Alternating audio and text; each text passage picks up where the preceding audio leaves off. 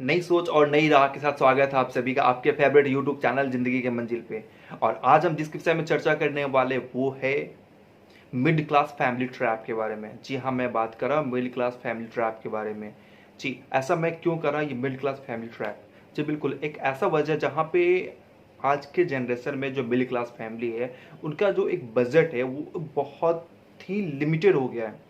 न वो सही से कमा पा रहे हैं, न सही से खर्च कर पा रहे हैं, न सही से पैसे बचा पा रहे हैं। और इन सब के पीछे क्या जो वाजिब रीजन क्या है, आज हम उस विषय में चर्चा करने वाले हैं।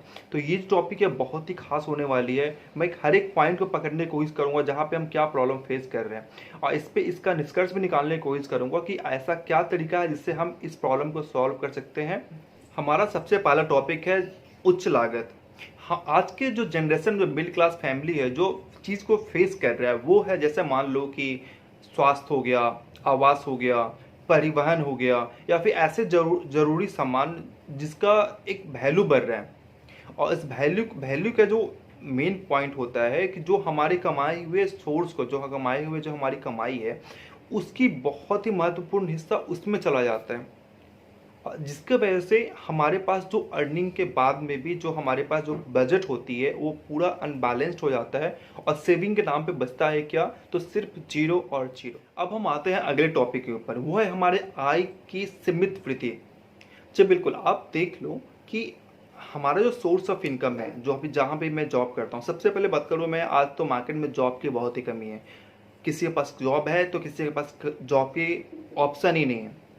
और जो कमाई है उस पर भी जो एक रेशियो होता है बढ़ने का, कमाई का जो सोर्स ऑफ इनकम का एक रेशियो होता है कि भाई हर साल में एक बार 10%, 7%, 8% इंक्रीज करने के लिए वो हो नहीं पा रहा है।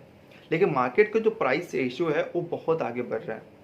ठीक है, तो comparing to income and expenses आप देख लो कि खर्च कितना बढ़ रहा है और हमारे कमाई में जो एक लिमिटेशन सामने आके खड़ी हो गई है। तो ये मेजर चीज़ है हमारे पीछे जो हमें इफेक्ट करता है। अगर वो कहावत सुना ही होगा, आमदनी आमदनी अठन्नी खर्चा रुपया। अगर आपके पास में कमाई कम है और खर्च ज़्यादा है तो क्या होगा, आप 100% डेप्थ में जाओगे। और हमारा जो अगला टॉपिक है वो टॉपिक भी यही है, ऋण का दायित्व। जी हाँ बिल्कुल, जैसे मैंने बताया कि हम डेप्थ में चले जाएंगे। तो आज आप देख लो जिस हिसाब से एक जनरेशन के डिमांड है, तो मिडिल क्लास फैमिली को आपने देखा होगा कि वो मिला मिला के चलने की कोशिश करता है। और इवन ज़रूरी भी है, ऐसा तो नहीं कि मैं सिर्फ बस 2 टाइम खाना खा लिया रह गया। हमको भी समाज में चलना है, समाज में कुछ मिला के चलना है, ज़्यादा नहीं बस थोड़ा तो करना है। क्योंकि हम अकेले नहीं, हमारे साथ बच्चे हैं, हमारे फैमिली है जो समाज में चलता है, उनको बोलने वाले बहुत सारे। तो उसके एक चीज़ को एक फिलअप करना पड़ता है।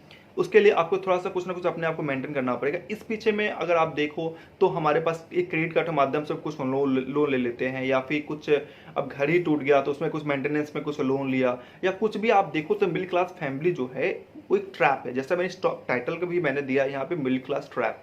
जी बिल्कुल, मैंने ट्रैप बोला, और ट्रैप बोलने का मेन मकसद मेरा यही है कि आप देख लो कि मिडिल क्लास फैमिली में वो किसी न किसी कर्ज में हमेशा अटका रहता है। कभी ये कर्ज, कभी वो कर्ज, या फिर आज इसको पैसा चुकाना है। यानी कि एक पार्ट आप देख लो 10 to 20% वो अपने सैलरी का हमेशा लोन चुकाने में ही खर्च करता है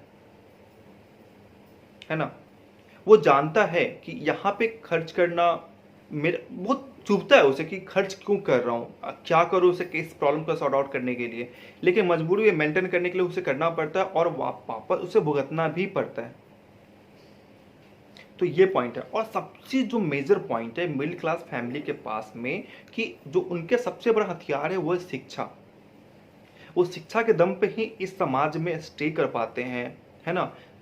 जॉब करना या फिर किसी छोटे छोटे कामों में इन्वॉल्व होना, तो ये शिक्षा के माध्यम से होता है। तो हमेशा कोशिश करते हैं कि अपने बच्चे को सही सही शिक्षा दे पाए कि प्रॉपर वो आगे बढ़ के जॉब करे या फिर जो लाइफ में करना चाहे करे। लेकिन शिक्षा को बहुत ज़्यादा इंपॉर्टेंस दिया गया है। और आप देख रहे हो कि आज एक छोटे बच्चे को पढ़ाने में कितना खर्च होता है, स्कूल का एक्सपेंस कितना बढ़ गया है, ट्यूशन फीस कितना बढ़ गया है। लेकिन बच्चे को पढ़ाना जरूरी है, इस समाज के साथ चलना भी जरूरी है।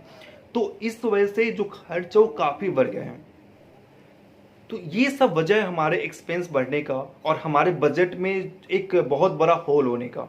ठीक है, तो अब मैं कुछ पॉइंट को बात करता हूं कि हम कैसे इसे ठीक कर सकते हैं और क्या इंपॉर्टेंट सुझाव है जो बहुत ही कारगर है। यहाँ पे मैं कुछ पॉइंट के साथ आपको बताता हूं और जो बहुत ही इंपॉर्टेंट है। तो पहला जो टॉपिक है हमारा, सबसे पहले जरूरी है कि हम अपना एक बजट बनाएं। जी बिल्कुल, ये जो टॉपिक है बजट अपना बनाना बहुत जरूरी है, क्योंकि हम पैसा कमाते तो जरूर है, लेकिन अगर हमारे पास मनी मैनेजमेंट अगर नहीं है, सेविंग का एक मैनेजमेंट प्रोसेस हमारे पास नहीं है, तो क्या होगा कि हमारे कमाए हुए धन इजिली हमारे हाथ से निकल जाएंगे। वैसे भी लक्ष्मी चंचल होती है, हाथ से निकलती है और चली जाती है ना। तो मेजर पॉइंट है क्या कि आपके जितने भी खर्चे हैं उसे एक प्रॉपर एक नोट बनाए, नोट बना करके देखिए कि कैसा कौन सा खर्च है जहां पे आप उसे कम कर सकते हैं, उसे रिड्यूस कर सकते हैं। और सबसे नेसेसरी बात कि आप अपने खर्च को हर रोज नोट करें और देखिए कि ऐसा क्या खर्च है जो आप अननेसेसरी खर्चा करते हैं, जिससे कोई आवश्यकता नहीं है बट खर्चा हो जा रहा है, तो उसे आप नोट करके फिर आगे बढ़े। तो अगला जो टॉपिक है हमारा, आपके बजट को प्राथमिकता देना। ये बहुत ही अनिवार्य है। आपको पहले समझना पड़ेगा कि ऐसा क्या पॉइंट है जिससे आप पकड़ करके अपने सेविंग कर सकते हो। ये आप जैसे मान लो कि आपने कुछ लोन लिया, लोन तो चुकाना पड़ेगा आपको, है ना। तो वो एक नेसेसरी पॉइंट है, उसे करना ही है। तो ऐसे मान लो कि अगर आपके ऊपर कोई लोन नहीं भी चल रहा है, तो आप ऐसा कुछ अमाउंट को मान के चलो कि ये मेरा लोन है और इसे सधाना है, तो एक छोटा सा अमाउंट करके आप सेविंग में डालो उसे आप, ठीक है। नेक्स्ट, कुछ ऐसा बजट बनाओ, बैंक में कुछ एफडी डालो थोड़ा थोड़ा करके, जो भी आपका बजट होता है आप ट्राई करो उसे डालने के लिए। या फिर ऐसा कुछ जगह पे इन्वेस्टमेंट करो, जैसे कि म्यूचुअल फंड हो गया, या फिर जो भी आपको समझ में आता है आपको। तो आ, आप देख लो कि ऐसे लेकिन जो बजट रिकॉर्डिंग जो भी कुछ होता है, ऐसे बहुत सारे यूट्यूब पे म्यूचुअल फंड या फिर बहुत सेविंग के बहुत सारे आइडियाज आपकी यूट्यूब पे अवेलेबल है, आप उसे वहां भी दे सकते हो। या फिर जिस बैंक में आप रहते हो वहां पे आप आइडिया ले सकते हो, या फिर आपके आसपास जो नॉलेजेबल पर्सन है उनसे भी आइडिया ले सकते हो कि सेविंग का प्रॉपर कैसे क्या तरीका है, मैं कहाँ पे इन्वेस्ट करूँ। तो एक क्या करो कि वहाँ टाई अप कर दो, जैसे एसआईपी हो गया, वहाँ पे फिक्स कर दोगे तो आपके पैसा थोड़ा थोड़ा थोड़ा थोड़ा शेयर मार्केट में जा रहा है आपका, है ना।